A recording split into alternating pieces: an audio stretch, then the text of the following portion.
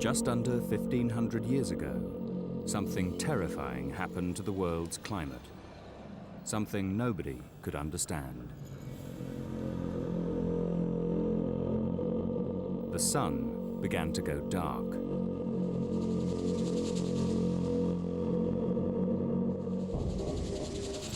Rain the color of blood poured from the skies. Clouds of fine dust enveloped the earth. Winter gripped the land for 2 years. Then came drought, famine, plague, death. Whole cities were wiped out, civilizations crumbled, and nobody knew what had happened. It was a catastrophe that affected millions and millions of people all round the world. But what was it?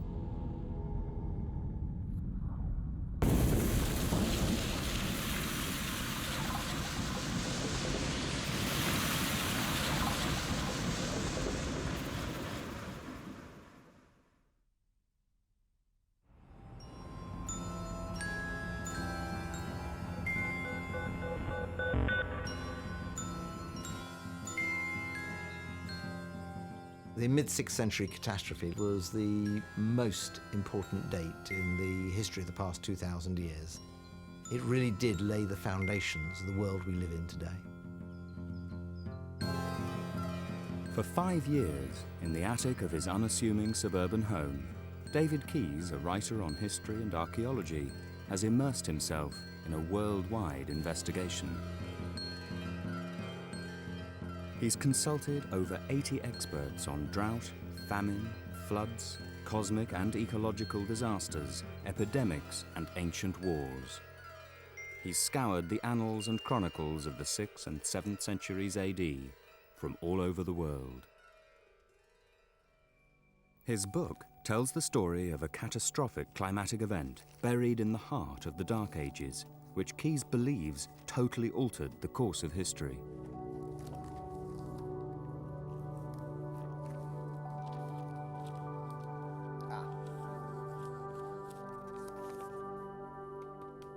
The mystery, which has so tantalized him, began at a conference on archaeology in 1994. One particular talk really amazed me. It was a lecture given by a dendrochronologist, an expert in tree rings, called Mike Bailey, and he was giving a lecture about how all the tree rings in the world really went haywire somewhere in the middle of the 6th century.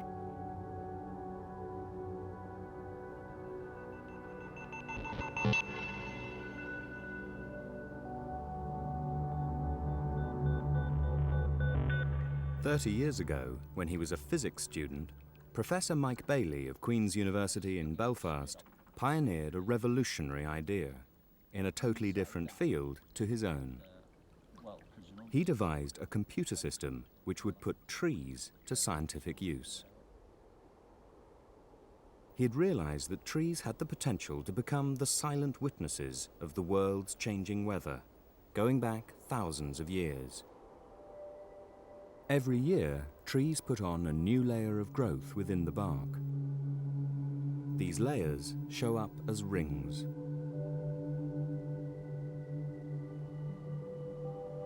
Every ring varies in width. A wide ring is a year of good weather, a narrow ring a bad year. The pattern of wide and narrow rings is distinctive.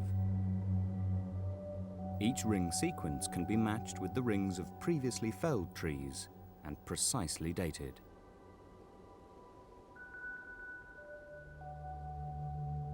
The computer program which matches the patterns of the rings was Mike Bailey's invention, and it's now used by laboratories all over the world.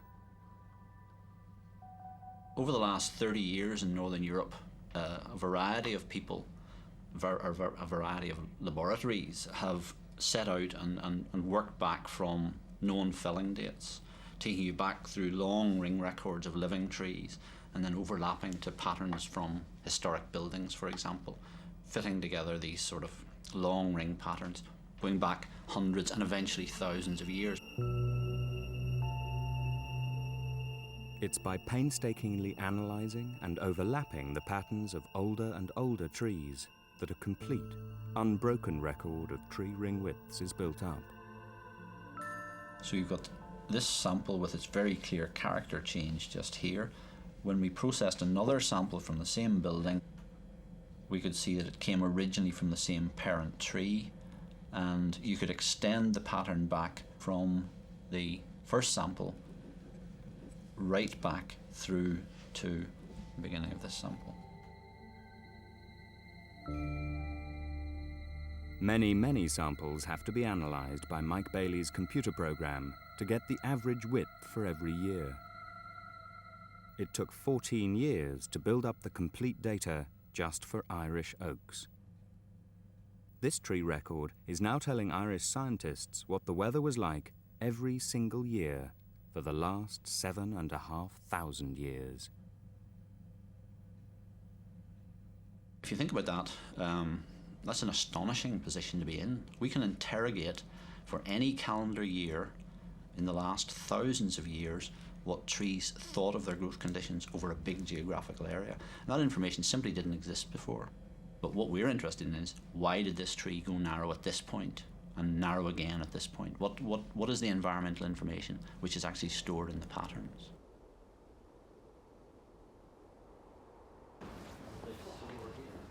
David Keys went to Ireland to see for himself the mysterious 6th century event stored in Mike Bailey's tree rings.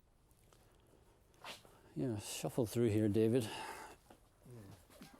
It was 10 years ago that Mike Bailey noticed his oak rings went abnormally narrow in the mid-6th century AD. Signs that something very powerful was stopping the trees growing.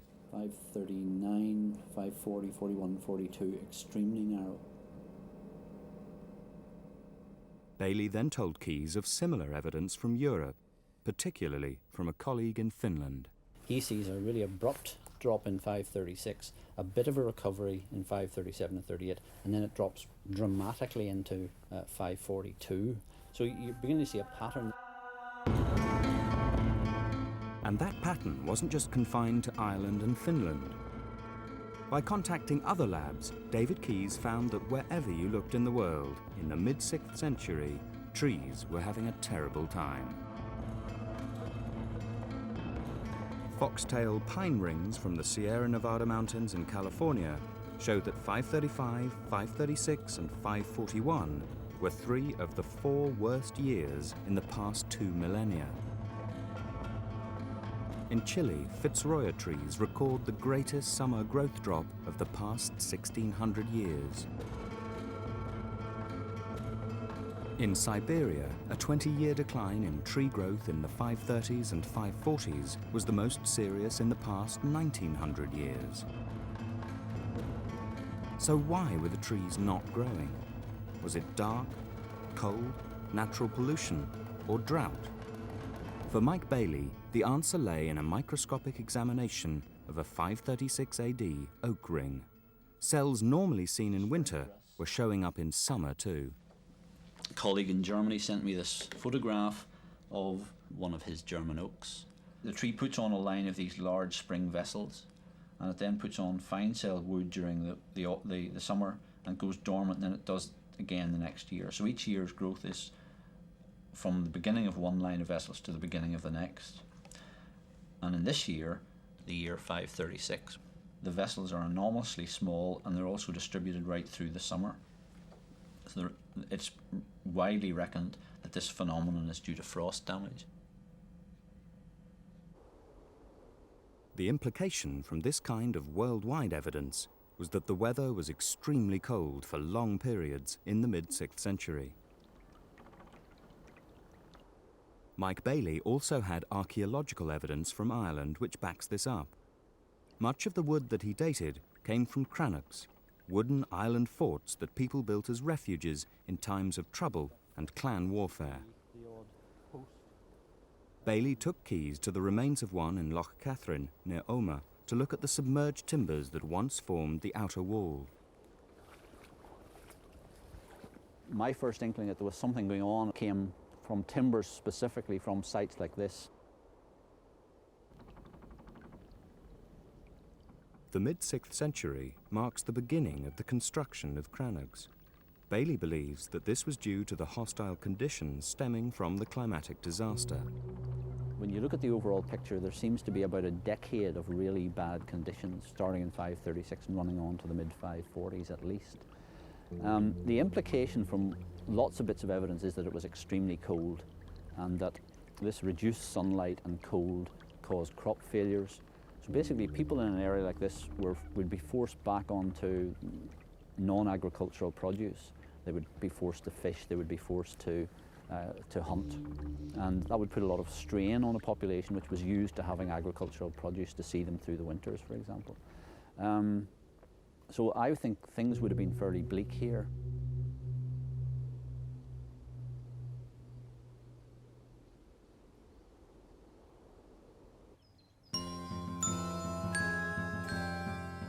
Keys was now hooked, not just by the tree ring evidence that it was cold, but also by the fact that people seemed to be suffering too.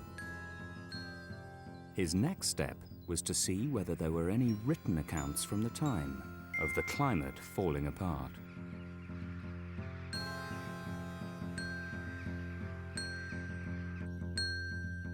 By far the greatest civilization of the 6th century was the Roman Empire.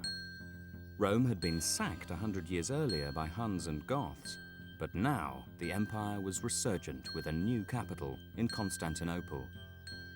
Once again, it was the center of Mediterranean culture. By contacting classical scholars, Keys unearthed many highly significant Roman accounts of bizarre weather. One eyewitness, a Syrian bishop, John of Ephesus, describes the extraordinary events during the years 535 and 536 AD. There was a sign from the sun, the like of which had never been seen or reported before. The sun became dark, and its darkness lasted for 18 months. Each day it shone for about 4 hours, and still this light was only a feeble shadow. Everyone declared that the sun would never recover its full light again.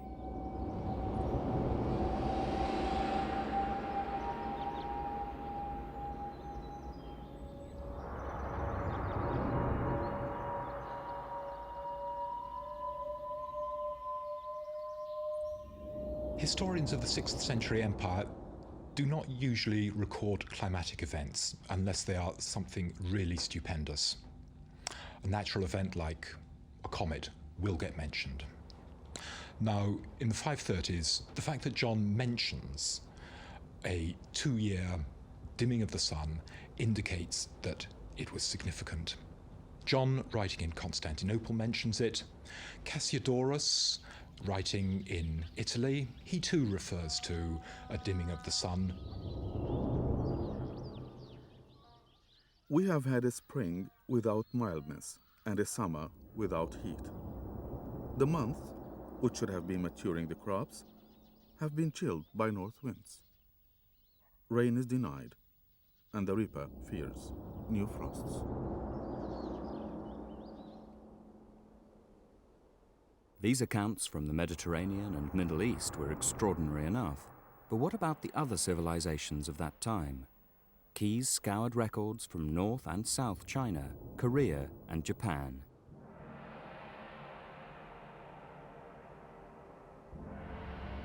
And as it turned out, there were, out of, say, well over 30 sources, there were around a dozen which actually refer directly to the darkened sun event or to its consequences, to its immediate climatic consequences.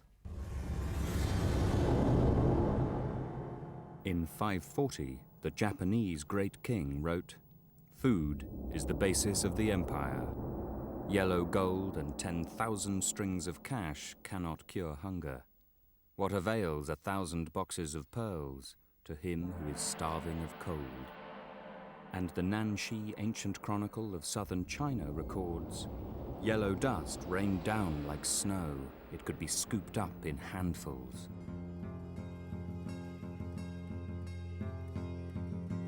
As the research continued, I began to realize more and more that this disaster had really enveloped the entire world, that it just wasn't just a few places, but it was virtually everywhere.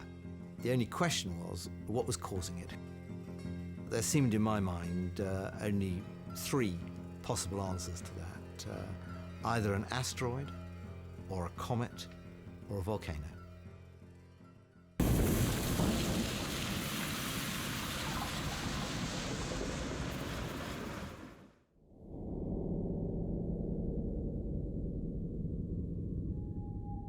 Imagine living in the middle of the 6th century, suffering a climatic catastrophe, an event so horrendous that trees hardly grew for years and the sun was dimmed.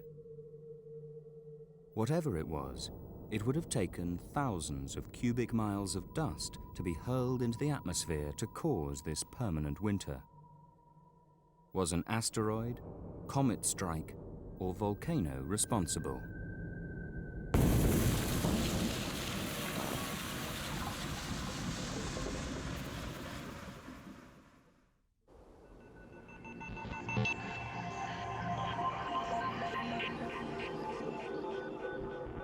At Los Alamos, the birthplace of the atomic bomb, scientists have been studying all the possible atmospheric consequences of nuclear strikes and cosmic collisions.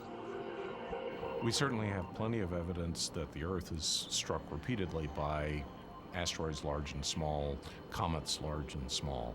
You have to have a big thing that hits the ground in order to have a climate effect.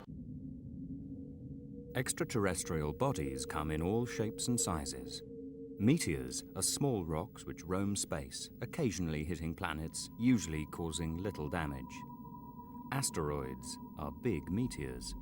When these things hit the Earth's surface, they explode, churning up vast amounts of dust and debris.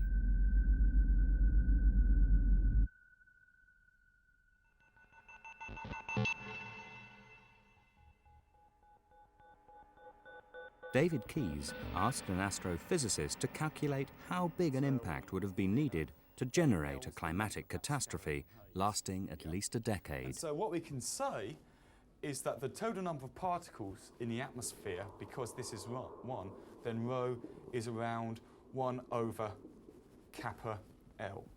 To cause a major climatic catastrophe that would last decades, we would need an impact by a rather large asteroid, say 4 kilometers across. It would take an even bigger comet to create the same effect.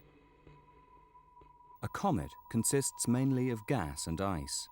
This gives them their distinctive tail as they move across the sky.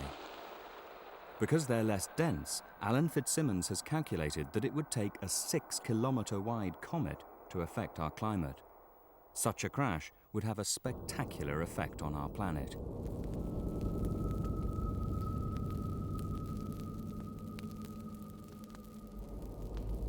When it was just over 2 days from impact, it would only be seen as a very faint star in the night sky. Now, as it approached us, as it got closer and closer, we'd slowly see it brighten and grow larger until about 30 minutes before impact. It would be about the brightest thing in the sky, and by then, of course, we believe everybody would have noticed it, but we wouldn't be able to do anything about it. Now, the time it takes for that asteroid to travel from the top of the Earth's atmosphere until it reaches sea level is only 8 seconds.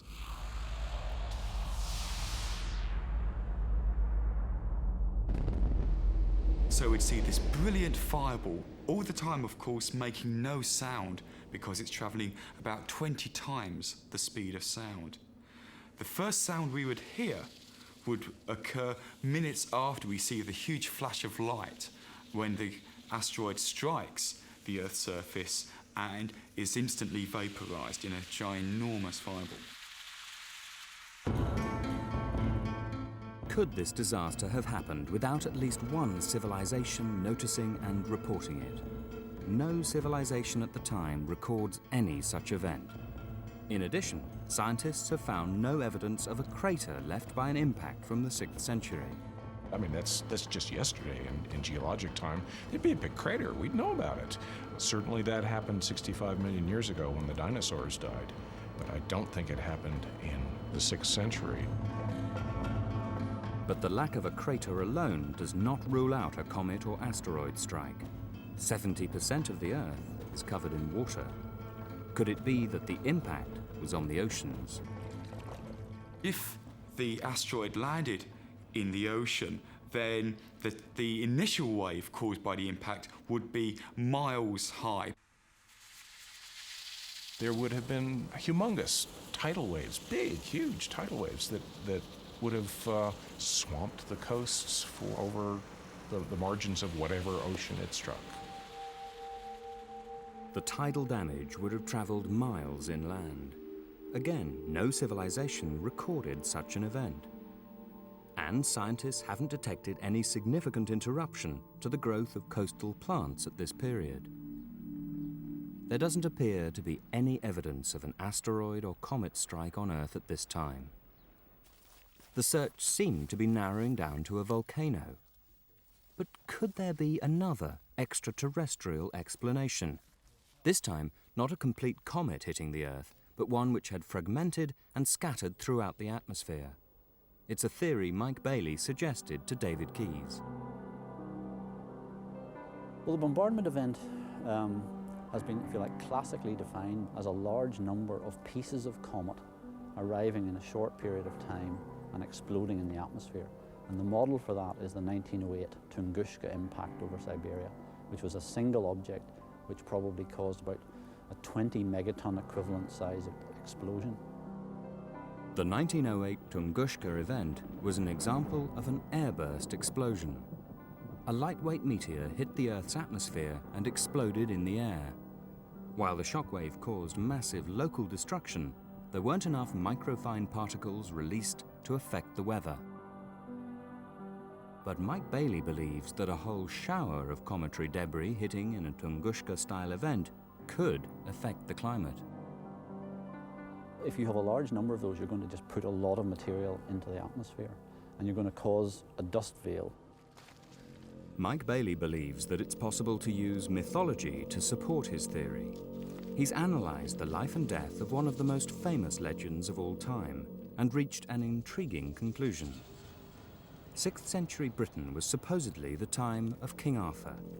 All the many later legends tell that Arthur lived in the west of Britain and that as he grew old, his kingdom was reduced to a wasteland. Curiously, the legends give the date of Arthur's death as 539 or 542 AD, right in the middle of the climatic catastrophe. The legends also tell of terrible blows which rained down from the skies onto Arthur's people. Mike Bailey thinks that Arthur's death could therefore be a symbol of something that really did happen, devastation by a comet as it shattered and crashed into Earth. Then you look at the mythology. You discover that Arthur isn't just somebody with a nice suit of shining armour and somebody sitting around a round table. The origins of the stories are in Celtic mythology, and that one of the key figures that you can trace him back to would be the Celtic god Lugh. That Lugh is a bright solar deity who curiously comes up in the west and has a long arm, which could well be the description of a comet. And Lugh also is famous for delivering these terrible blows. Could Bailey's myths hold a grain of truth? By a process of elimination, it now seemed to come down to a clear choice: cometary bombardment or a volcano. But which? David Keys discovered that there was one hostile area of the Earth which could just hold the final clue: the polar ice caps.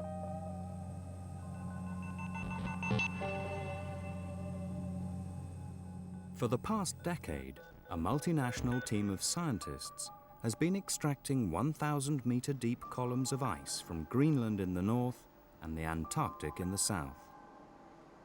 In the same way trees put on a new ring of growth each season, the polar ice caps put on a fresh layer of snow. And in each layer is a record of what was in our atmosphere.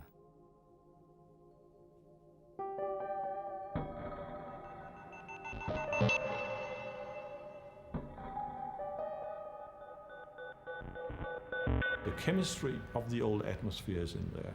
And even the chemistry today is changing in our atmosphere. If we combine this, we can have a record which we can compare with other records from the deep sea sediments, from tree rings, from lakes. But the fantastic thing about the ice caps is that they are directly related to the atmosphere itself. Professor Hammer's team are testing a new Greenland core from the 530s AD that has just arrived at their laboratory. If pieces of a comet or asteroid had exploded in the atmosphere, the team would expect to find traces of rare chemical elements like iridium. If there had been a massive volcanic eruption, they would expect to find an excess of sulfuric acid, the telltale signature of a volcano. The sulfates would have been hurled up into the atmosphere by the explosion and scattered by the winds. They would have then got into rain and snow to be finally stored at the poles as ice. And what we are going to do now is take a piece of ice out around 535 after Christ. We will have to clean it a little roughly here first.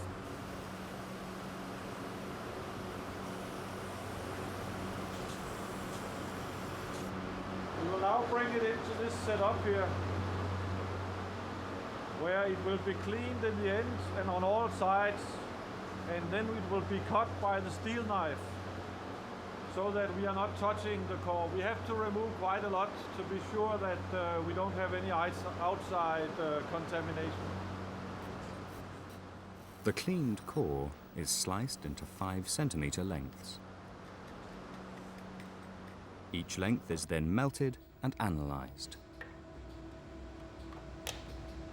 They will be measured one at a time, automatically, from now on, and the results will show up on this computer as chromatograms. So what does the ice contain? Cometary debris or volcanic sulfates? Here I can see the sulfate peak is increasing when I go to the next sample. That must be come from sulfuric acid in the atmosphere, and that's an indication that there's been a volcanic eruption. And as the final result shows, it wasn't just any eruption. I'll show you here is the sulfuric acid. And actually, these huge amount of sulfate here, lasting several years, and clearly higher than anything else in this part of the record, corresponds exactly to this around 535. So there's no doubt it's a major eruption. The evidence from Greenland seemed conclusive. Lots of sulfates and no cometary debris. But for the eruption to have had worldwide consequences, more was needed. If you want a climatic, important, major eruption, it must show up with a large signal in both hemispheres. That is, you must see it in Antarctic ice cores and you must see it in Greenland. At the moment, information from the Antarctic ice core is less precise, but from their existing data, Professor Hammer's team already know that there is a volcanic signal in the Antarctic too. We have a volcanic signal which lasts several years. We have from an Antarctic core similar evidence as in Greenland, but not as good, not as well dated, but indicating that this volcanic eruption could have taken place.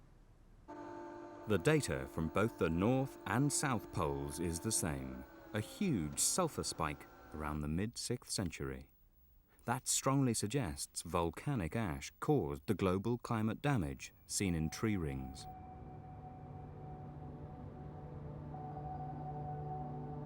The idea of volcanoes causing climatic catastrophe may seem unfamiliar.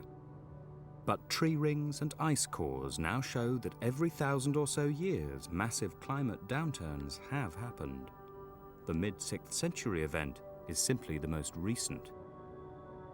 In fact, what surprises volcanologists is how few volcanic eruptions there have been in the last 100 years. One of the amazing things, which people sometimes forget, even scientists, is that our century is one of the most quiet centuries with respect to volcanism.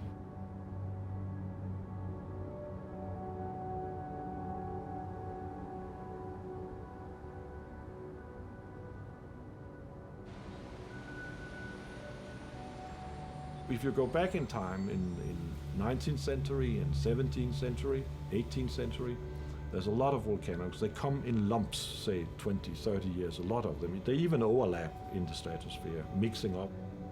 And it's not speculation, but people do think that Turner's paintings with his sunsets, it was not the taste of the artist to make them so red as they were, but they were actually painted in a time when the real sunset looked like that.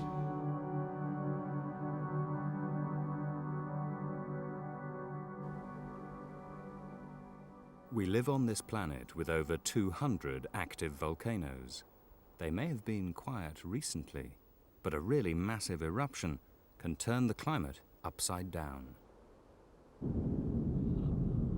To create a dust veil that spreads all round the world, the eruption has to happen near the equator, as only equatorial winds can spread dust over both hemispheres.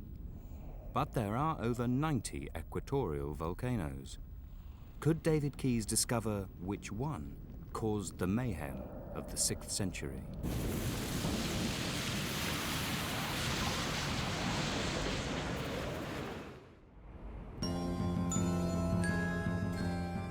David Keys began to narrow the search for the 6th century volcano.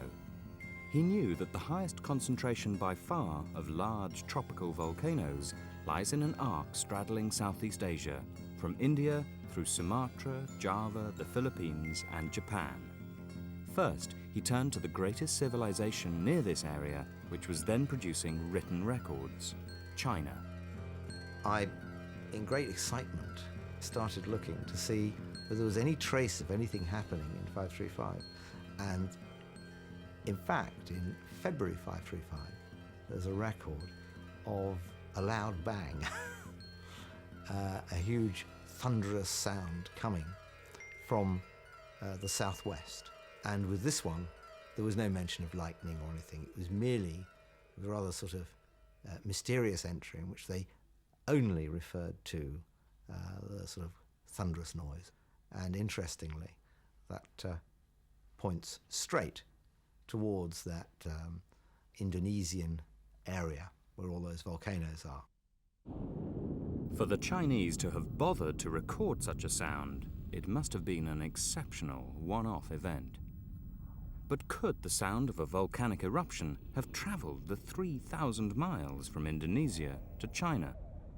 To help locate the volcano, Keys asked experts at Los Alamos Laboratory in New Mexico to explain the physics of long-range sound travel. We know that near the volcano, the sudden explosive eruption provides a shock wave in the near field, and that propagates out, going out to thousands of miles.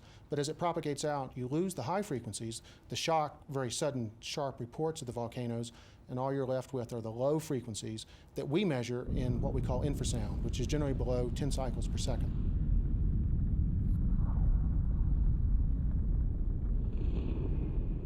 The long-range perception of that sound would be very low rumbling, much like very distant thunder.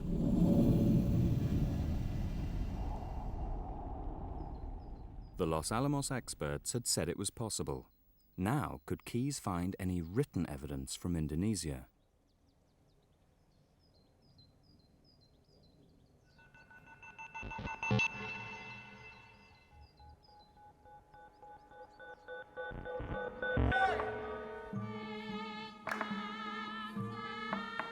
Unfortunately, very little writing survives from the area. But once again, he found a fascinating clue. Housed in the royal palace at Solo in central Java is a massive set of manuscript volumes called the Book of Kings, put together in the 1850s but based on ancient sources. It describes an extraordinary event which took place around the middle of the first millennium AD.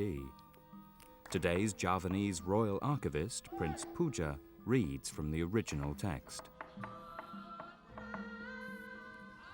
A mighty thunder, which was answered by a furious shaking of the earth. Pitch darkness, thunder and lightning, and then came forth a furious gale, together with a hard rain. A deadly storm darkening the entire world. In no time there came a great flood. When the water subsided, it could be seen that the island of Java had been split in two, thus creating the island of Sumatra. Had Keys struck gold with the Book of Kings? Geophysicists he consulted said the story accurately described a major volcanic eruption and would have been difficult to invent. But which of the many Indonesian volcanoes was the Book of Kings describing? There was a clue. The only major volcano in that specific area between the islands of Sumatra and Java is the legendary Krakatoa, the world's most notorious volcano, which last erupted in 1883. But could Keys prove Krakatoa was the culprit? An Icelandic volcanologist, Professor Haraldur Sigurdsson, now working in the USA, joined the chase. He had visited the volcano many times and already knew that Krakatoa contained an ancient mystery, an eruption long ago far bigger than anything recorded in modern times. About 5 years ago, when we were doing research on the 1883 volcanic eruption of Krakatoa, we discovered this deposit of a major eruption, and so we became very interested in this deposit. But at the time, we didn't have the time and resources to study it in detail. So what we really want to do is ideally find charcoal within this layer or charcoal immediately above and immediately below it in order to give us a date of the event. It was an irresistible temptation. David Keys's ingenuity had led us this far. We had to go on. Channel 4 decided to finance an expedition to Java by Professor Sigurdsson.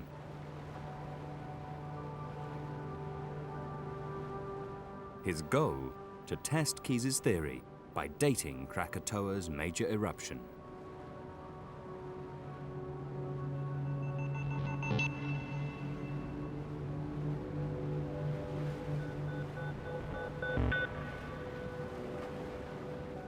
Krakatoa is part of a group of uninhabited rainforest islands lying west of Java and just south of the equator.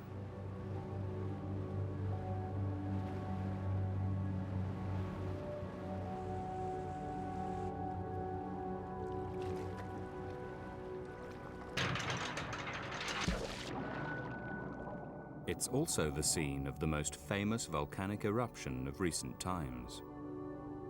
In 1883, Krakatoa blew itself apart, killing 36,000 people on the mainland. The first stop for Professor Sigurdsson and his team will be the island of Anak Krakatoa, meaning child of Krakatoa. Anak has formed entirely since the eruption of 1883 and grown up into a 1,000-foot-high volcanic island. Each year, Anak becomes ever bigger and ever more dangerous. Now, actually, when you get up to them, these rocks are the size of houses and 5-6 meters in diameter. And these were ejected by the explosions of Anak, and they travel through the air like a bomb, basically, and they fall to the ground, and when they hit the ground, they create a crater.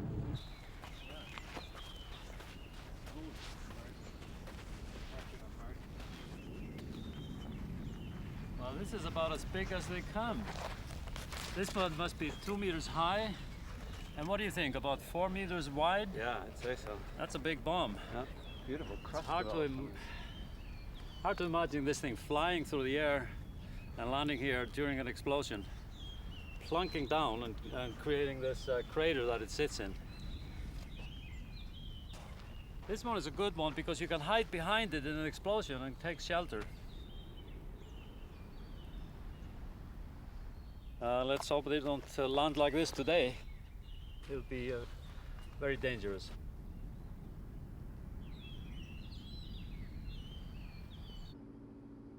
Anak Krakatoa is a noisy and quarrelsome child. Only 2 hours after the team pushed off from the island, Anak let rip, hurtling rocks and lava onto the area where we had stood. From the safety of the sea, it was possible to gaze back at one of the greatest fireworks shows on Earth.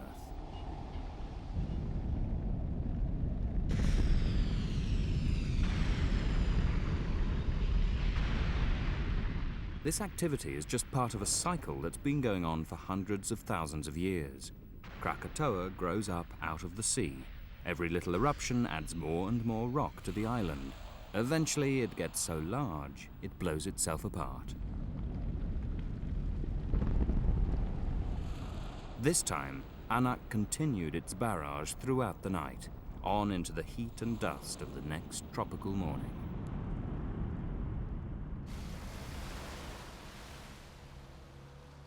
But Sigurdsson's task is to journey back in time, hundreds of years back, long before Anak Krakatoa was born. For decades, scientists have thought that Krakatoa contains a centuries-old secret. Illustrations from a 1920s book show a possible pattern.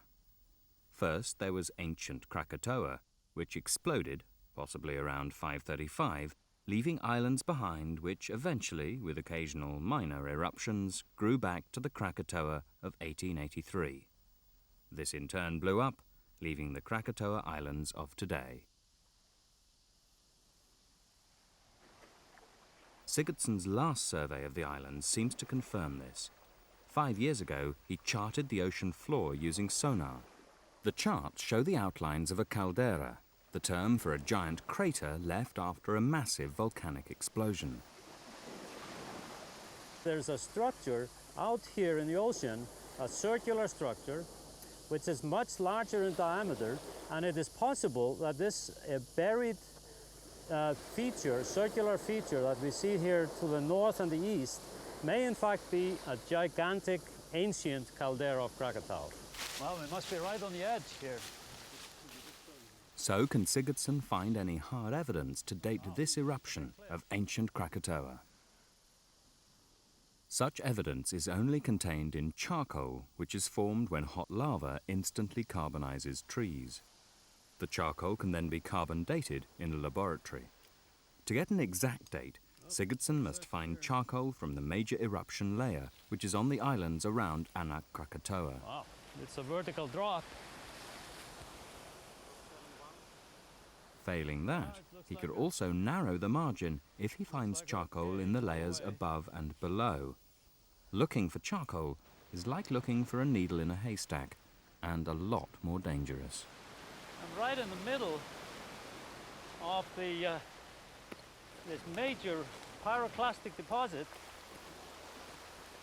that is formed by a very large eruption of Krakatoa. Now this is very likely to be the deposit that was created by a eruption possibly in the 6th century AD, and this is the one I'd really like to get some charcoal from so we can date this very important event. Now we'd be very lucky to find charcoal, but I'm going to keep digging around here a little bit and see what we got.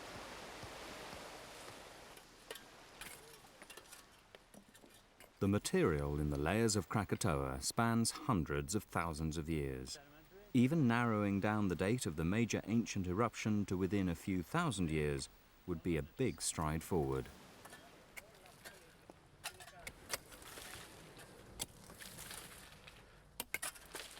Often it's extremely difficult to find charcoal. You might think that there would be a lot of burned wood or carbonized trees here because it's a tropical environment. But many volcanoes are barren because there's so much activity that the vegetation and the forest doesn't really get established. We've had a lot of problem with finding charcoal in this particular deposit, but we must keep in mind that there are only small pieces of the island sticking up above sea level, so we have very small area to prospect.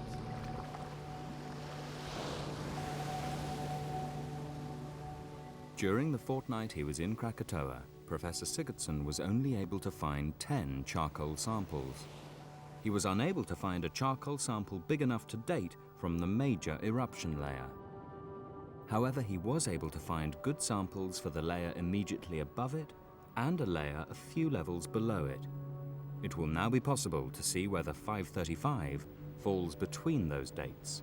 If it does not, David Keys's theory will fall.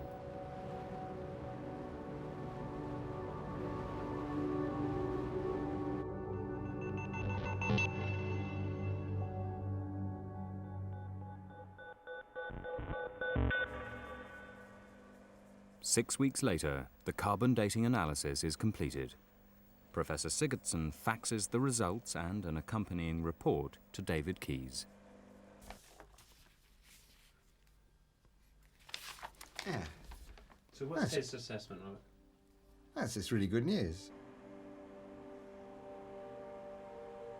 The results showed that the layer immediately above the major eruption is dated as 1215 AD. A layer several layers below it is dated as 6600 BC. Well, if we look at this in detail over here, then we have this picture. We have 1215 AD right on top here in this deposit. Then we have the major eruption.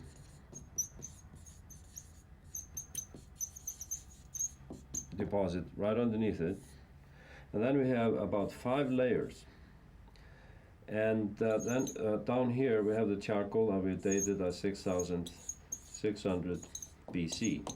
So in here we have quite a period of activity and development of the volcano, possibly several thousand years.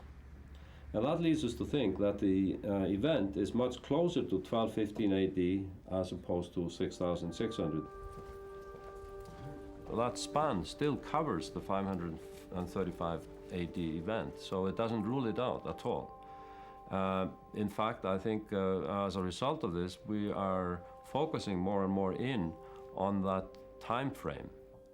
He thinks that the lead period, the lead option, if you like, for when the major eruption that we're talking about took place was the first millennium AD. So although technically it can be anything between 6600 BC and 1300 AD, all the other pieces of evidence that he's got suggest that it's actually, we can narrow that down to the period, let's say, 0 to 1000. Now, 535 is marvellously right in the middle of that window. So I think that it's looking good. David Keys's 5 years of detective work suggest that there is overwhelming evidence of a massive volcanic eruption around 535 AD in the tropics. Krakatoa is now the most likely culprit. The volcano that did go up in 535 AD would have produced a dust cloud that enveloped the world. It would have been one of the most dangerous spectacles ever seen.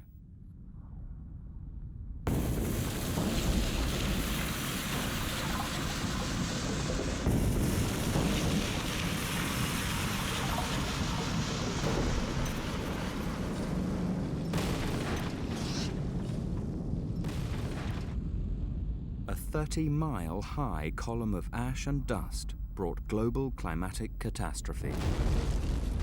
Darkness, drought, frost and famine, and ultimately chaos and war.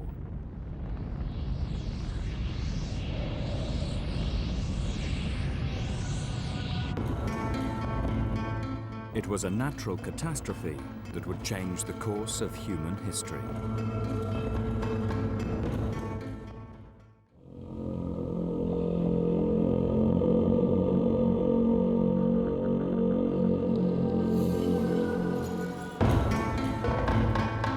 In 535 AD, scientific evidence suggests that a massive volcano erupted in the tropics.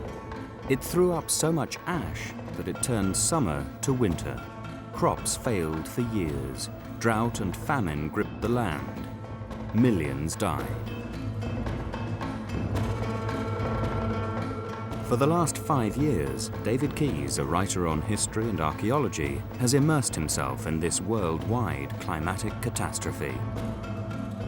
By consulting historians, scientists, and in particular volcanologists, Keys has concluded that the most likely culprit was the notorious volcano Krakatoa. An expedition to Krakatoa, which lies off the coast of Indonesia, further supported his theory. But Keys believes that the eruption, the biggest in the last 1,500 years, was only the beginning. What followed was over 100 years of upheaval that would change the course of human history forever.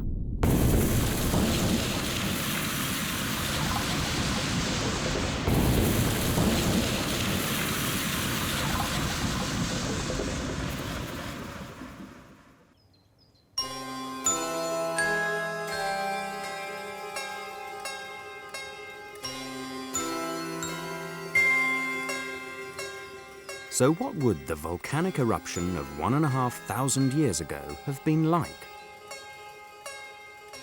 The amount of power generated by this eruption would have been equivalent to around 2,000 million Hiroshima-sized nuclear bombs.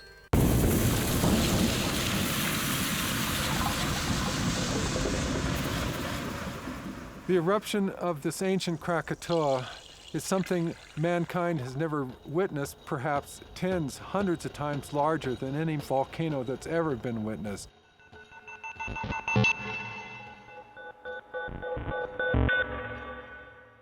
David Keys asked volcanologist Dr. Ken Willets, an expert on Krakatoa, to feed all the available data about 6th century climate change into a supercomputer to simulate how the explosion began to unfold. I will start the simulation and will show several phases of the eruption. Willets has located the eruption in the Sunda Straits between Java and Sumatra. By combining tree ring and ice core data with eyewitness accounts of the dimming of the sun, it's possible to estimate how much material might have been thrown up into the Earth's atmosphere. With that figure, it's possible to calculate the scale and power of the explosion and associated after effects. Using Willets' model, we have reconstructed the Krakatoa 535 AD Big Bang.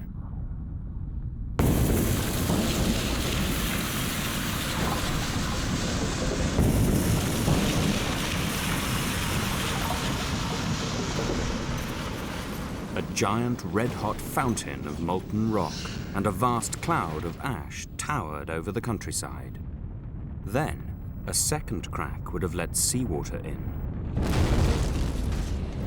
This caused an absolutely vast explosion, creating a 30-mile-high fountain of magma, dust, and ash. Up to 1,000 miles away, ash rained down on forests and fields. The towering clouds of steam and gas and ash pierced and shot upwards, and at times when it seemed like it could go no higher, it would continue to go high, eventually to the point where it started to block out the sun in all directions. And this gray-white cloud would then see to sort of move laterally across the sky like a mushroom cloud. The fallout from the eruption would have been the natural equivalent of nuclear winter.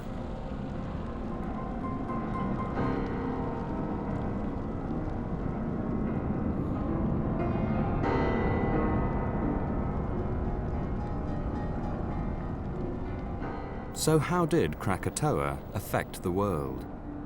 Ken Willets has studied Krakatoa in detail, and he can see similarities between it and a huge dormant volcano near his laboratory, high in the hills of New Mexico.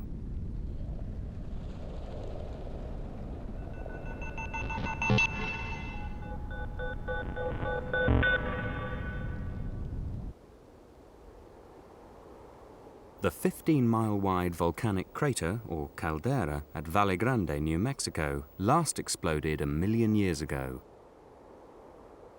Ash from here landed as far away as Louisiana. Using the remains of Valle Grande, Ken shows how high-flying volcanic ash blocks out the sun. This is ultrafine volcanic ash formed by Phreatoplinian eruptions, similar to what we think happened in the 6th century at Krakatoa. It's so fine that even just a baby's breath of air will keep it suspended by minute turbulence. It will never fall to the earth as long as the air is moving, which of course it always does high up in the atmosphere. In 535 AD, similar microscopic particles of ash and sulfur dioxide from Krakatoa would have shrouded the whole sky, turning it endlessly grey. Temperatures dropped. Without the full strength of the sun to heat the oceans, less water would have evaporated, and the atmosphere became drier and drier. As a result, there would have been progressively less rainfall. As a result, there were droughts and famines. Very often at the end of major droughts, you do get massive floods, and that seems to have been what occurred. But what fascinated David Keys most was not the climatic catastrophe itself, but the possible effects on human civilization.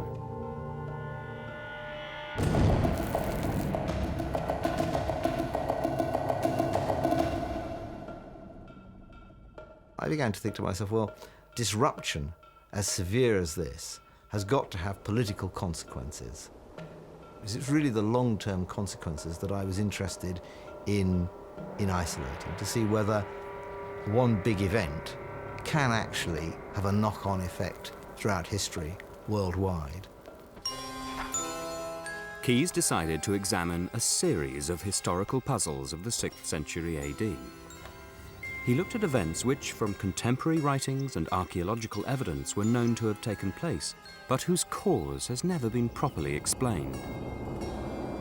The first puzzle was the spread of a terrible disease which brought the greatest superpower of the time, the Roman Empire, to its knees.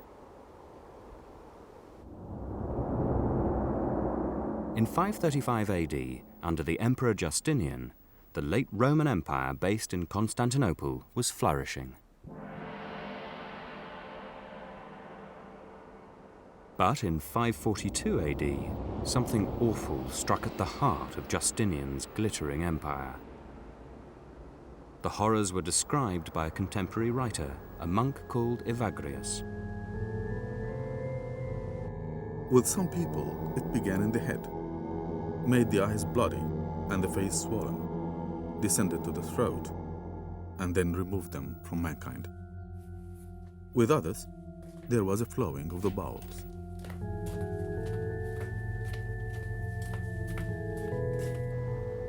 Evagrius was describing a massive outbreak of bubonic plague, the first time it was recorded in history. But how could the plague have anything to do with the climatic catastrophe unleashed 7 years before? Plague is a bacteria, a bacillus transmitted from infected rats to humans.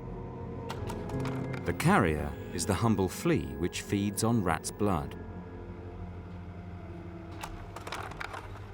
This is a flea which has had a blood meal and has no plague organisms in its gut, and you can see that stomach's quite full and everything's fine. If we look at, if we contrast this with a flea which has taken up some of the bacillus, we can see that there's a blockage here, and this is brought about by a reaction between the bacillus and the flea's gut. Now, the result of this is, of course, that the flea can't feed properly. And they become so ravenously hungry because they begin to starve, in effect, that the more they eat, they can eat and eat and eat, and they don't satisfy their hunger because their gut is blocked. And so they will jump onto absolutely anything in the chance of getting a free meal.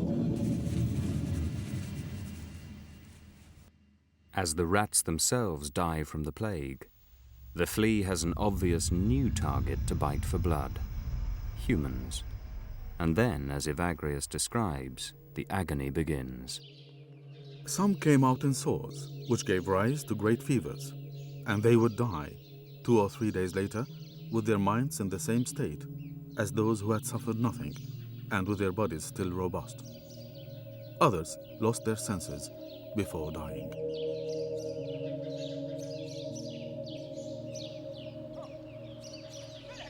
What Keys found out is that scientists now know that outbreaks of plague are strongly related to changes in climate. The sort of changes that followed 535, in particular cooling, could have had a huge impact on the spread of the disease. Temperature directly affects how the plague bacteria form in the flea's gut. Well, plague epidemics are temperature related.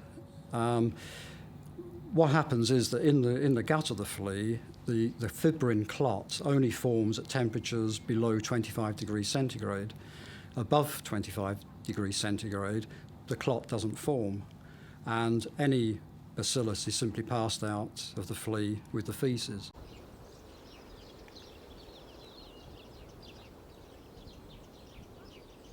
If cooler conditions bring about the onset of the disease, did that happen in 535 AD?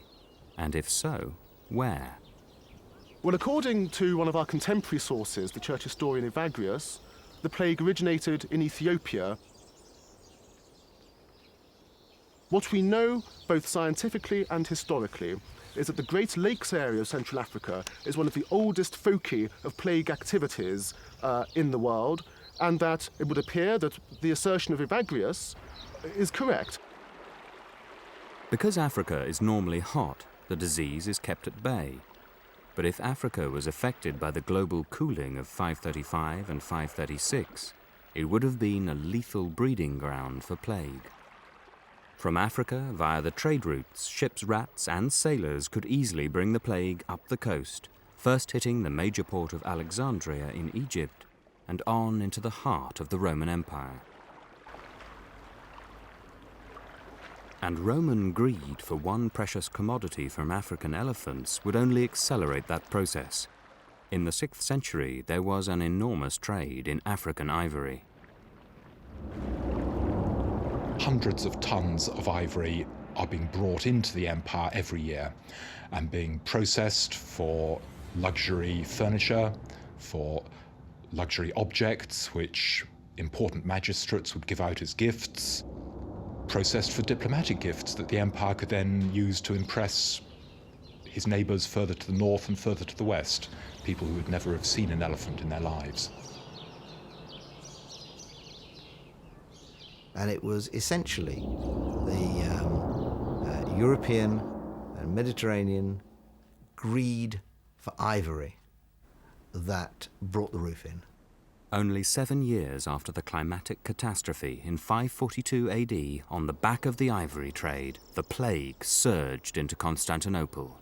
Its impact was devastating. They had to dispose of over 10,000 bodies a day, week after week after week, throwing them into the sea off special boats, sticking them in the towers of the city wall, filling up cisterns, digging up orchards. Soldiers were forced to dig mass graves in which to cast the bodies of those who had died. The impression is one of chaos and pandemonium. Constantinople, Europe's biggest city, stank for month after month after month. One contemporary writer recorded that when the number of dead reached 250,000, city officials simply stopped counting. As people left the stricken city, they took the plague to towns, villages and farms throughout the empire. Untold millions died.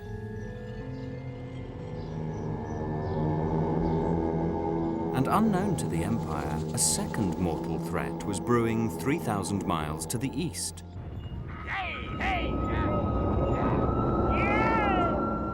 The climatic catastrophe was also having an extraordinary effect on an extraordinary people. They too would play their part in the decline of the Roman Empire. And the simple reason for this new threat was the difference between the digestive systems of horses and cows.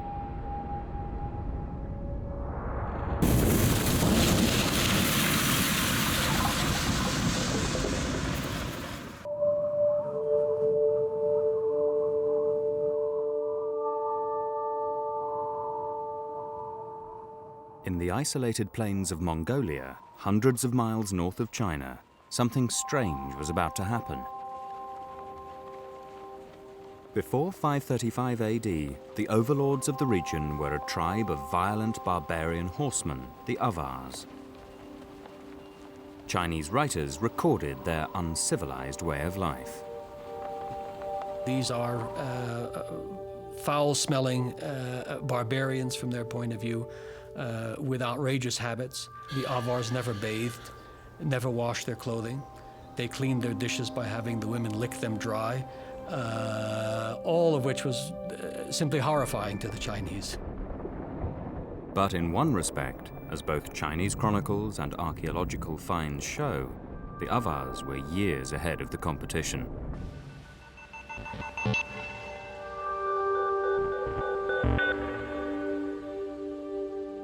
Finds from archaeological digs all over Avar territories suggest that they were the most advanced horsemen in the world.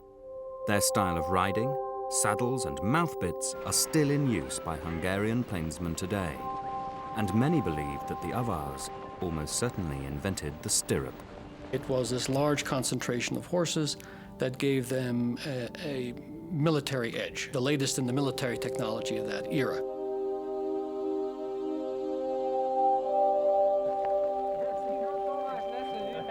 The horses also provided food and sustenance. The Avars drank fermented mare's milk, an alcoholic beverage. So horses were central to their existence.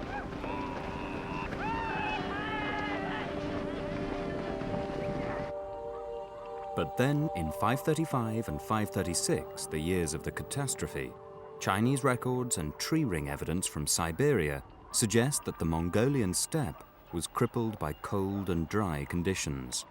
The knock-on effect would have been long-term, lasting decades. By 552 AD, the Avars were attacked by a people who lived in the surrounding highlands, the Turks. They had previously been ruled by the Avars. Mysteriously, the once invincible Avar horsemen were crushed.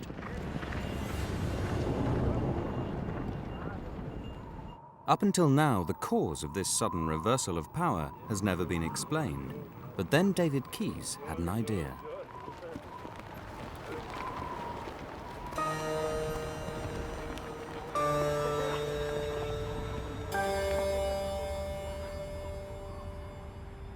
So I was very puzzled by this and decided to try and find out what the mechanism was. I thought, well, maybe it's something to do with their economy. Well, the Avar economy was a horse-based one. The Turk economy was a much more mixed one, involving considerable numbers of cattle. The question came to my mind, well, was there something about the way that a cattle economy works and a horse economy works, the difference between those, that might shed some light on the political events, on the demise of the Avars?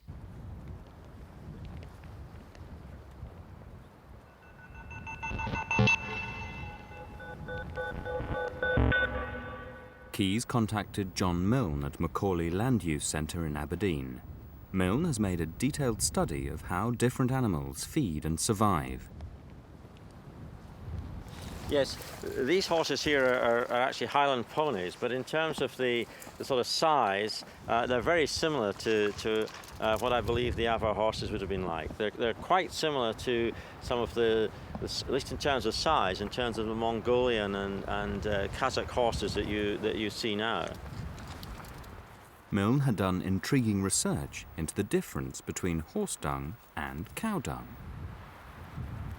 Here you can see some horse dung, and you can see that it's very fibrous, which demonstrates, and it's made up of fairly large pieces of fiber, which demonstrates that this has not been well digested by the horse. Now, if you compared some cattle feces, you would see that it was much more finely ground up and, in fact, much better digested than horse manure. Could the contrast in horses' and cows' digestive systems have made a vital strategic difference on the Mongolian steppes, when, after the catastrophe, grass and vegetation were in a terrible state. Cows have a greater efficiency to digest food. They also have the ability to eat a wider range of different herbage types, so that they can eat, for example, very rank vegetation. In contrast, the horses are less capable of eating rank, really poor quality vegetation than cattle.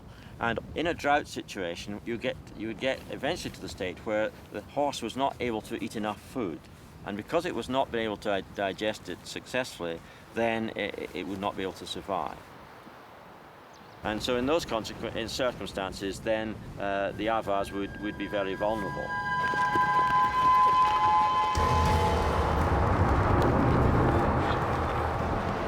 I was absolutely amazed when I found that, in fact, it was merely the differences between a cow's and a horse's stomach design that had probably had such a major effect on subsequent history.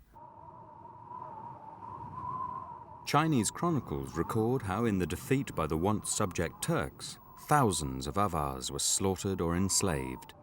Their leader committed suicide. Most of the surviving Avars began a 4,000-mile trek westwards. Their journey, triggered according to David Keys by the catastrophe, was about to have a huge effect on history. The Avar refugee caravan cut across what is now northern Kazakhstan, skirting the northern shores of the Caspian Sea, and on into the fertile grasslands to the south of the Carpathian Mountains, an area which is now the Balkans. And as they travelled, the Avars recovered. Their horse technology was still superior to anything they found on their route. Once again, the Avars became a conquering people, driving all others before them. Until finally, Roman writers recall how they reached the fringes of the Roman Empire.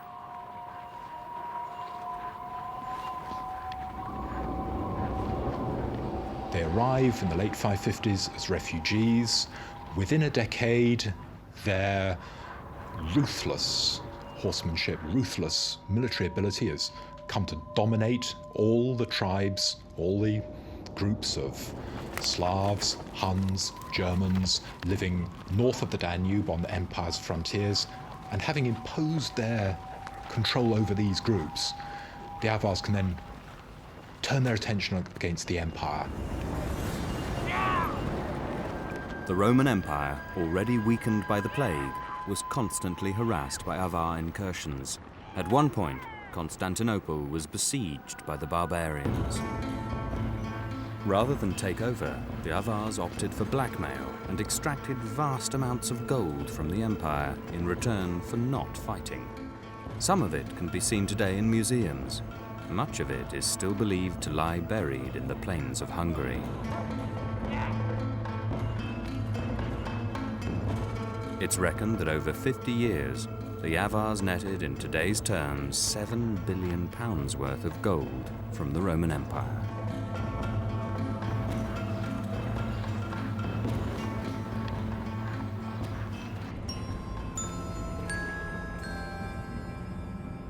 The Avar impact combined with the plague and the economic problems that ensued destabilized the empire. And at the end of the day, it can all be traced back to this climatic destabilization of the mid-6th century, which was triggered by the volcanic eruption.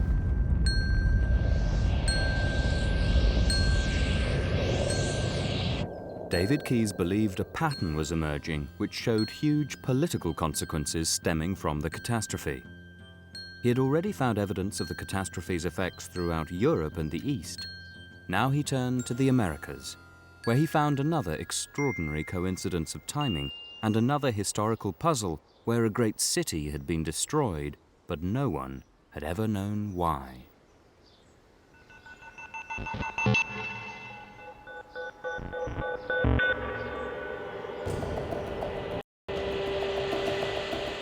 In the early 6th century, 125,000 people lived in Teotihuacan in the central Mexican plain. In 500 AD, when the city reached its peak, it really was what is called a primate city. By that I mean the second next largest city is so far below it in size that there really, you could almost say there are no other cities. I mean, that's an overstatement, obviously, but there were cities of 10,000 people, 20,000, but compared to the 125,000 here, it was nothing. So it was the only huge, large city in the entire central Mexican plateau. Then, midway through the 6th century, shortly after the 535 AD catastrophe, things began to go wrong in Teotihuacan.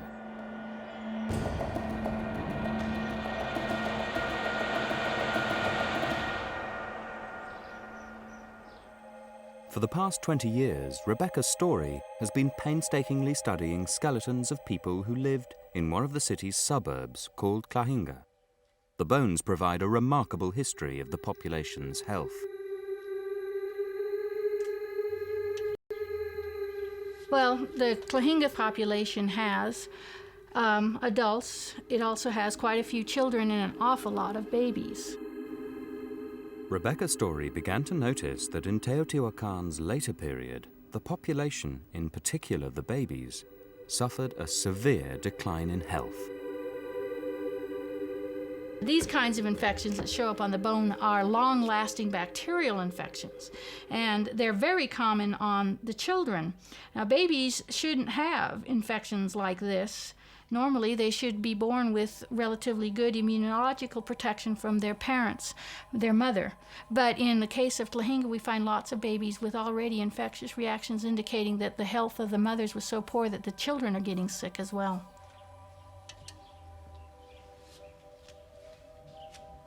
The problem with the very late population there around the 6th century is that overwhelmingly it is babies, children, and individuals under the age of 25. They should not be dying at that proportion. So they start to become 70% of my sample rather than the much lower 40 or 45% that they were in the earlier period. It is a population that is in great trouble and is probably collapsing. New scientific evidence suggests that the city's decline occurred around the middle to late 6th century, 150 years earlier than previously thought. For David Keys, this redating was a breakthrough. Now, in fact, one can see that Teotihuacan's fall really comes straight on the heels of the climatic disaster. And I think that there's a very, very high chance that the two are connected. There are no existing tree rings or other evidence from Mexico itself to show whether there was a significant climate change. However, lake deposits in the nearby Yucatan Peninsula show a 30-year-long drought starting in the mid-6th century. Tree ring evidence from Chile and California shows a dramatic reduction in tree growth from the late 530s onwards.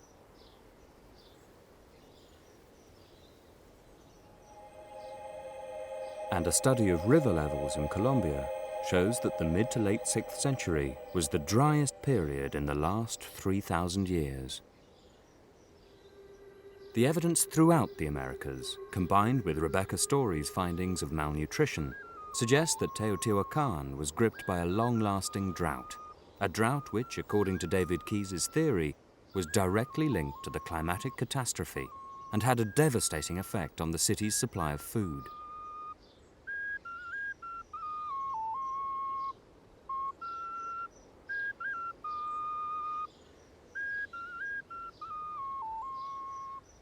When something happens to the food supply, well, that makes people more subject to getting ill because they're not getting enough food. Then this is a very dry environment. Water had to always have to been a very important thing. And without water, you have very great sanitation problems. Sanitation would then lead to lots of diseases circulating through the people and causing mortality and ill health. And that affects the productivity of a city. A city's not productive when its people are sick. And that becomes one of the things that then say, well, no, we don't want to go to Teotihuacan anymore because it's not a good place to be. According to the latest research, Teotihuacan was finally destroyed when the people rose up against their leader, smashing their palaces and setting light to the city's biggest temple.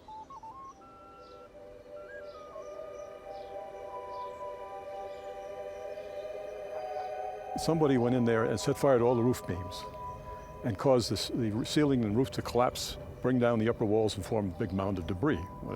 And that's what happened all up and down the main street of the city.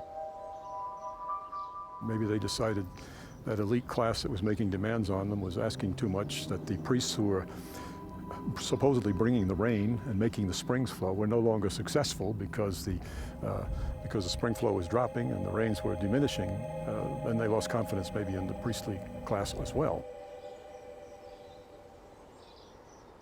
What appears to happen is that you've got a destabilization, perhaps some religious and political changes, followed by a revolution of some sort, and the collapse of the city.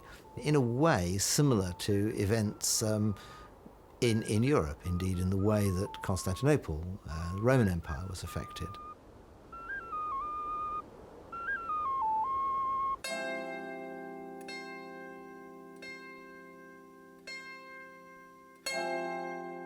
(535) disturbs the status quo and allows history to reform itself all over the world. It really is the interface between the ancient world and the world we live in today. In central Mexico, it took 300 years for a new civilization to establish itself. Throughout the 6th century, a similar story was unfolding all over the planet. Ancient civilizations crumbling, others just beginning. And according to David Keys, one example of an emerging nation was England itself.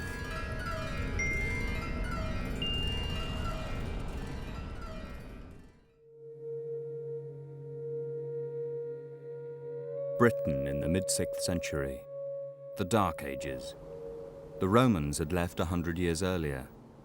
In the west of the island, native British tribes, the Celts, fought to stem the tide of Anglo-Saxon invasion from northern Europe. According to legend, it was the time of the death of King Arthur. His country turned into a wasteland. As he rode thus through the land, he found trees down and grain destroyed, and all things laid waste, as if lightning had struck in each place. He found half the people in the villages dead.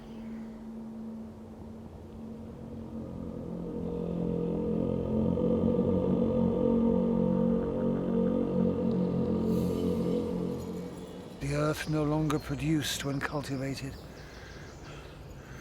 From that time on, no wheat or other grain grew there, and no tree bore fruit, and very few fish were found in the sea. For this reason, the two kingdoms were called the Wasteland.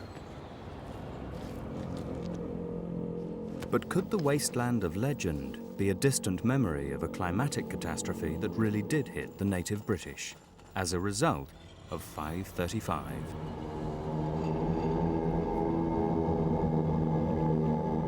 What is certain from British and Irish annals is that the bubonic plague, which had devastated the Roman Empire, finally reached Britain by around 547 AD. It entered mainly through ports on the Cornish coast, from which the British still traded with the Roman Empire. This was a significant event in the history of Western Britain and Ireland. Certainly, as one goes through the annals, one can find many references to plagues. One of them is referred to as the mortalitas magna, the great mortality. Another one is the mortalitas prima, the first plague like this. This does suggest something special. They'd never experienced the plague before. It was a completely new horror that they knew nothing about. They wouldn't have understood even what was happening. Suddenly people began to develop these terrible pustules underneath their armpits, in their groins, and they would have died in the most terrible agony. According to Keys, the plague changed the political shape of Britain. At this time, Britain was divided in two. In the west lived the native Celtic Britons. The east was occupied by invaders from Europe, the Angles and Saxons. East and west had very little contact with each other. The Celtic Britons traded with the Roman world. The Anglo-Saxon peoples traded mainly with their former homelands of Germany and Scandinavia. It meant that the Celts, the native Britons, were far more exposed to the plague arriving from the Roman Empire. So by the time you come into the latter part of the century, the Celtic west and centre have experienced a huge population reduction. There's a population vacuum. And so Anglo-Saxon peoples are able to move from the east, they're able to move west into partially empty lands. And England was born. Keys's theory is that England came about because the Anglo-Saxons were able to defeat the plague-stricken Britons. A 6th century poem tells of the defeat of one group of Celts, the men of Godolphin and their leader Madoc.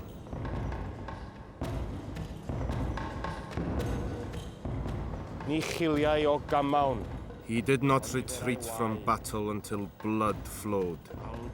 Like rushes, he cut down men who did not flee.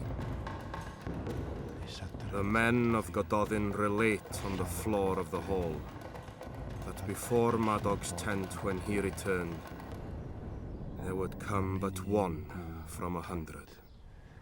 Neither lie.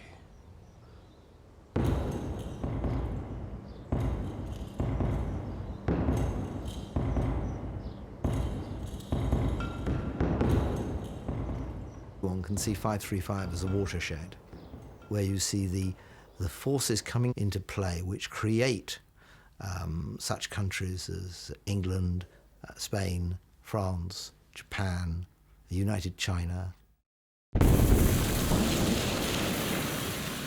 Now came the final and boldest turn in his theory. Could it be that the catastrophe was linked not just to the emergence of new nations, but also to the birth of a new world religion, Islam?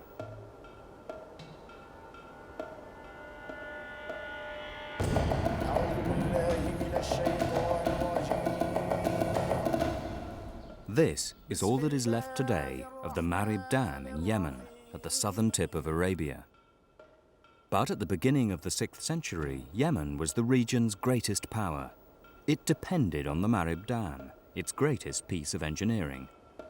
The Marib was huge, 2,000 feet long, feeding into hundreds of miles of canals. But within a few years of the 535 catastrophe, climatic chaos hit Yemen. First drought, and then a succession of storms and flash floods which weakened the dam. The constant attempts to repair the dam are recorded on contemporary inscriptions. What we're looking at is one of the great inscriptions that was put up on the facade of the dam, really commemorating the rebuilding of the dam, the repair of the dam, in this case in the year 542. And it's a long inscription describing all the various people who came and contributed to this. And we can pick out right in the center here the cartouche, the symbol of the ruler of the kingdom at that stage, one Abraha. And there are a whole series of these inscriptions for about 200 or 300 years, and then they stop, which is very indicative of exactly what the Arabic sources are telling us, that there was a period when this dam was broken and was not repaired again. The Marib Dam was abandoned. Its ruin was also the ruin of Yemen. Its population migrated to a new regional power base which emerged in its place, around Medina and Mecca. In 570 AD, the Prophet Muhammad was born in Mecca. It's in precisely that Mecca-Medina area that Muhammad was based. And so it's really the growth of Medina as an important political centre that is so crucial in the early development of Islam. The climatic chaos had not only smashed the Marib Dam and shifted power to Medina, it also brought Muhammad's own family to prominence. The Prophet's family, or the Prophet's ancestors, had taken it upon themselves, really, to provide food, to import food into this area and provide food for the population. And this was one of their claims to fame and to status. Muhammad's family's reputation for social concern helped his ministry take root in a time of drought, famine, and the plague which had spread from the Roman Empire.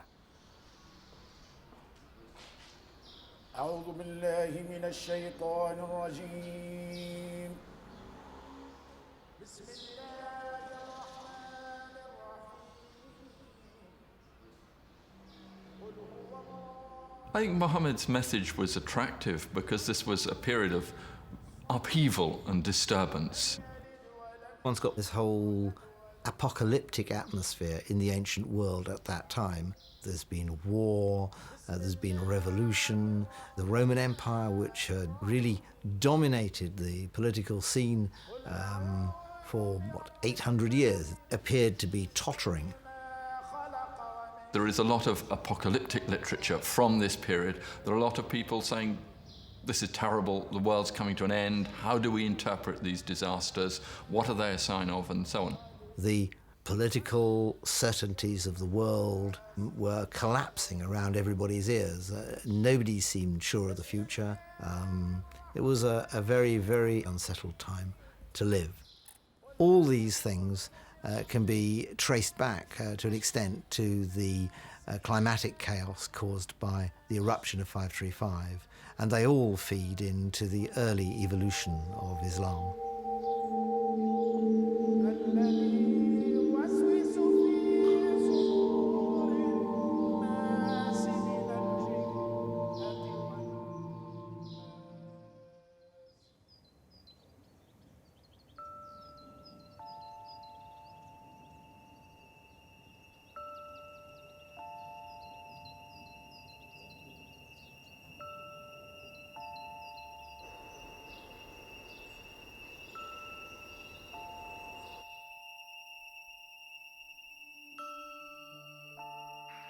Now, if a volcanic eruption in 535 could wreak all this havoc and draw the ancient world to a final close and really help lay the foundations of the world we live in today, what would happen if there was another massive eruption? This is not fantasy or wild speculation. While nothing may happen in the next 100 years, there are a handful of underground volcanic monsters whose arrival date is long overdue. The granddaddy of them all is believed to be Yellowstone caldera in Wyoming. This caldera is maybe twice the size of any known modern caldera, and its eruptions, which have occurred not once, not twice, but 3 times over the last 2 million years, indicate that it has devastated Northern America several times. Besides Long Valley caldera, there's a caldera in California which is also heating up. The ground is shaking there. There's been die-off of the forest by noxious gases, carbon dioxide coming out of the earth. Public is very concerned about that volcano. Closer to home for some people would be the area around Naples, Italy. Sure, it's famous for Vesuvius, which has erupted many times in the past and potentially will again in the future.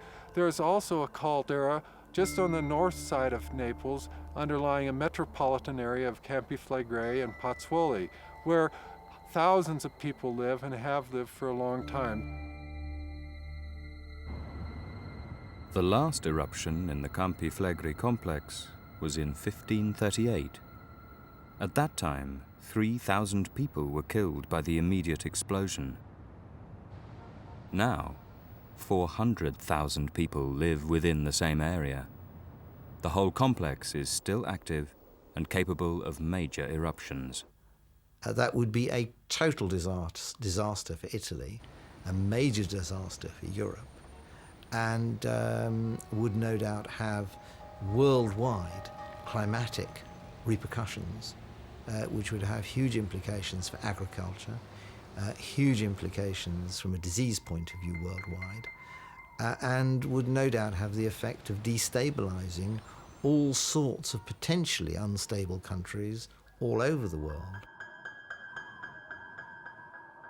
It would change our climate. It would produce change in the pattern of wet and dry cycles for vast portions of the Earth. We're familiar with the El Nino and La Nina effects. This would be even a much greater perturbation, perhaps lowering the temperature, the global average temperature several degrees or more. The biggest effect for people anywhere is that it's going to disrupt the food supply. And it's going to take years for the climate to either go back to normal or for people to change the crops that they use and the way that they plant them. There may not be food to import from other countries because they'll need it every bit as much or more than we will. And if our agriculture has failed in some way, then there just wouldn't be enough to eat. I mean, that to me seems to be the logic of the situation. Now, in times past, you're right, subsistence economies, if they had low population densities, they could go to the seashore and live on shellfish. And indeed, people sometimes did that under really stressful conditions. But you can't do that nowadays. There aren't enough shellfish to go round. If we're confronted with a global event at any time in the future, it's not quite clear how we would cope.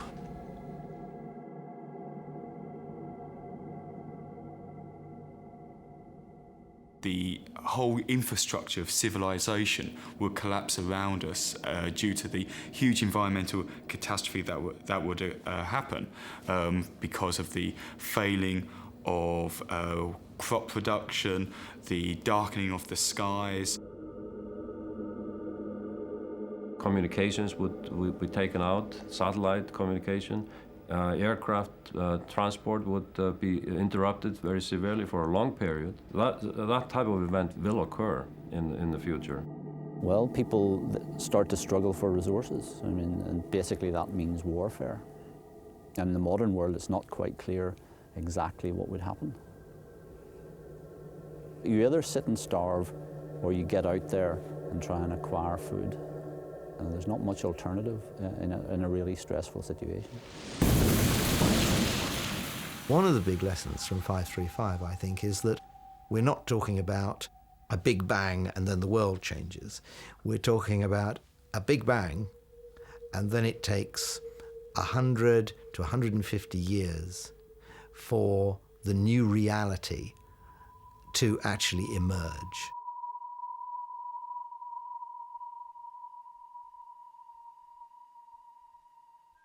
What will happen in the future, of course, one doesn't know. But I think that historians, economists, politicians should really pay rather more attention, perhaps, to the ability of natural forces to change history than they do at the moment.